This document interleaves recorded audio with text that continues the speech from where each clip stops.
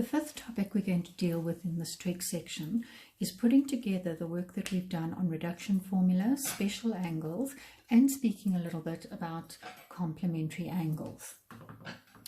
So the example I used in the previous lesson, sine of 120, we said could either be sine of 180 minus 60 or sine of 90 plus 30. If you have a choice, my recommendation is you always work from the x-axis because there's one less place to make a mistake. So I'm going to say sine of 180 degrees minus 60. Now I'm going to use my reduction formula. What quadrant second, what sine positive, what axis x, what ratio it stays the same, and sine of 60 is root 3 over 2.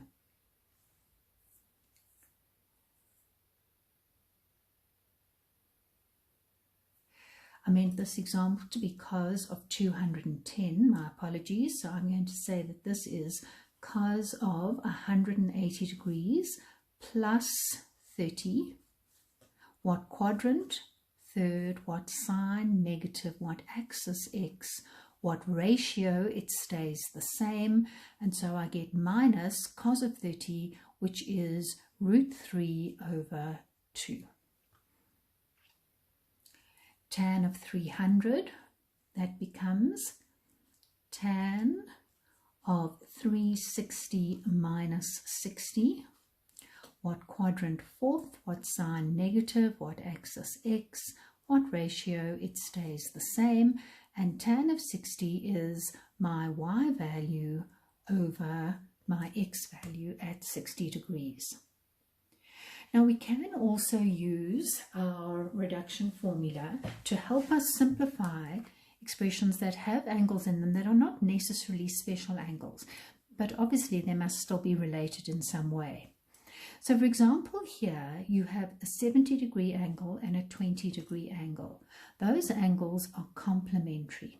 So I can choose either to work with the 70 or the 20. So I'm going to write this as sine of 90 minus 20 all over, and I'm leaving the bottom as it is, cos of 20 degrees. What quadrant first? What sine positive? What axis? Y. What ratio? It changes to its co-function. So this becomes cos of 20 over cos of 20, which of course is going to be 1. Now this, going forward, I'm going to refer to as the Coco rule. You don't have to write these steps out. In a question, if it says without using a calculator, you can go directly to that point over there. And here, when I talk about the Coco rule, I'm simply going to say that I'm taking the complementary angle, that's the first co, and the co-function. And I can do that immediately. It's going to be much quicker.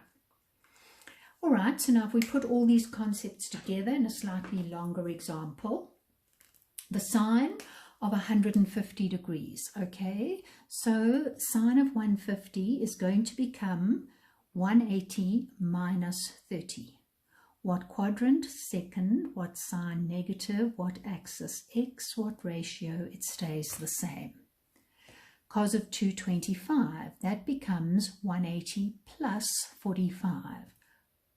What quadrant? Third. What sine negative? What axis x? What ratio? It stays the same.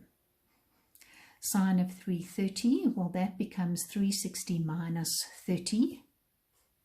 So what quadrant? Fourth. What sine negative? What axis x? What ratio? It stays the same. Don't ever bother to change if your angle is already acute. Leave it as it is. And then here, 260, sine of 260, okay, this becomes 180 plus 80. Okay, 180 plus 80. It's not a special angle, but I'm still going to use my reduction formula in exactly the same way that I did it with those angles over there. So third quadrant, what sign? Negative. What axis? X. What ratio? It stays the same. And then in my denominator, I'm just going to leave that as cos of 10. Okay, all of these now are special angles, and the special angles, I'm just going to substitute values. Sine of 30, I land up with minus a half. Minus cos of 45 becomes minus root 2 over 2. Minus sine of 30, minus a half. Sine of 45 is also root 2 over 2. Now, the 80 and the 10, they're not special angles. I can't substitute a value for them without using my calculator, and that, in this particular example, would be expressly forbidden. So, what we do notice is that the 10 and the 80 are complementary angles. Okay, so we are going to use our COCO rule, our cofunction and our complementary angle. All right, so in this particular case, I'm going to choose to change the cos. Okay, I changed sine in the last example, now I'm going to change cos. So I'm keeping the 80 degrees as it is.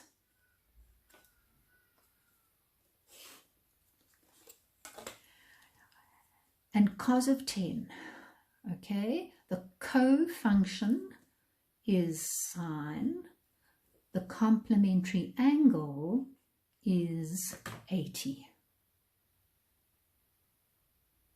And now when we work this out, we have 1, 2, 3, 4 negatives. So our answer, when we multiply all those negatives, is going to be positive. My numerator, root 2 times root 2 is 2. 2 times 2 is 4, times 2 is 8, times 2 is 16.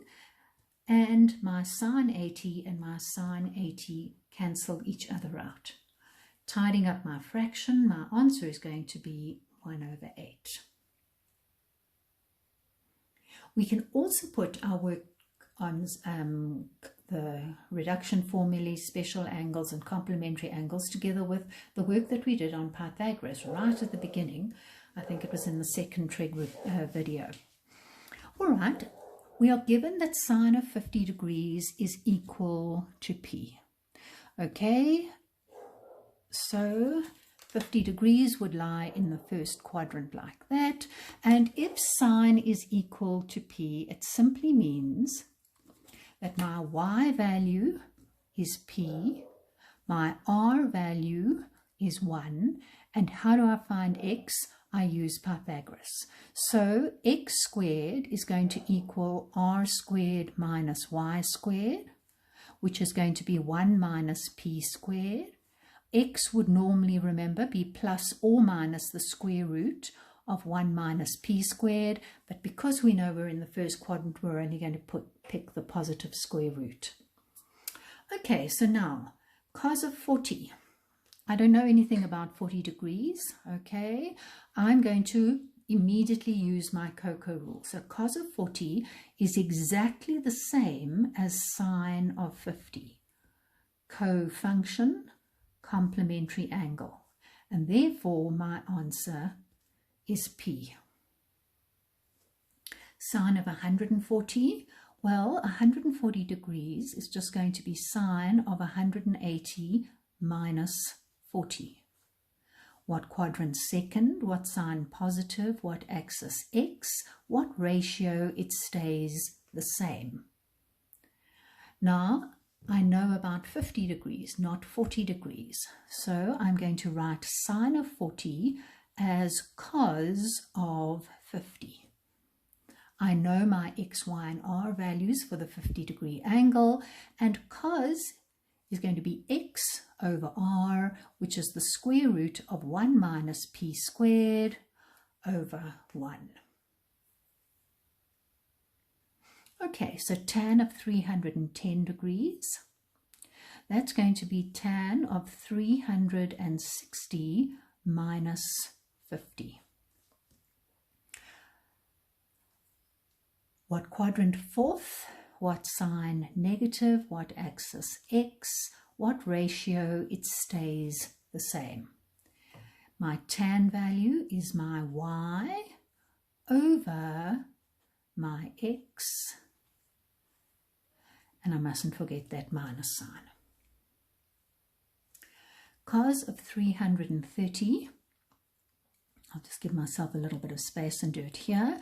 Cos of 330, that's cos of 180 degrees plus 50. Okay, what quadrant third, what sign negative, what axis x, what ratio, it stays the same. And cos of 50, we already know, is 1 minus p squared, all under that square root sign.